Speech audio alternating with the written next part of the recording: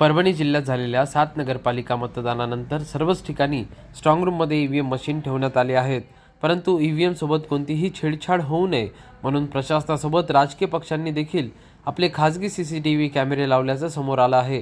विशेष म्हणजे महायुतीतील घटक पक्ष असलेल्या राष्ट्रवादी काँग्रेस अजित पवार गटाने गंगाखेड येथे खासगी सीसीटीव्ही लावून प्रशासनावर बेभरोसा दाखवला आहे आणि त्यामुळे सत्तेतील पक्षांनाच निवडणूक आयोगावर विश्वास नाही का असा सवाल सध्या उपस्थित झाला आहे.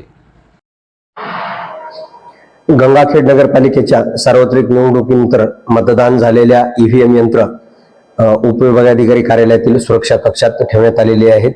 या सुरक्षा कक्षाला आतील कॉर्डनमध्ये SRPFचा 24 तास पोलीस बंदोबस्त आहे.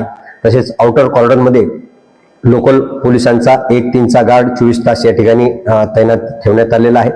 त्याचबरोबर इतर सिव्हिल ऑफिसरची 8-8 तासाची पूर्ण 24/7 ड्युटी आम्ही त्या ठिकाणी लावलेली आहे आणि सुरक्षा कक्ष हा संपूर्णपणे सुरक्षित असून कुठलीही या ठिकाणी अडचण नाही.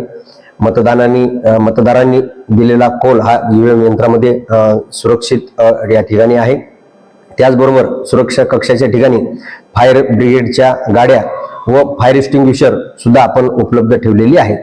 सर्व हा परिसर सीसीटीव्ही कॅमेऱ्याच्या कंट्रोलमध्ये आहे. सुरक्षा कक्षाकडे जाणाऱ्या लॉबीमध्ये, रस्त्यावर आणि सुरक्षा कक्षाच्या दारावर सीसीटीव्ही कॅमेरा लावून त्याचं पूर्ण रेकॉर्डिंग या ठिकाणी प्रशासनाच्या 16 कॅमेऱ्यांमधून होत आहे. तसेच उमेदवारांनी केलेल्या मागणीवरून एका उमेदवाराचे 2 सीसीटीव्ही कॅमेरे या लॉबीमध्ये सुद्धा लावण्याची परवानगी देण्यात आलेली आहे. प्रतिनिधी राजकुमार मुंडे, DLP न्यूज, गंगाखेड.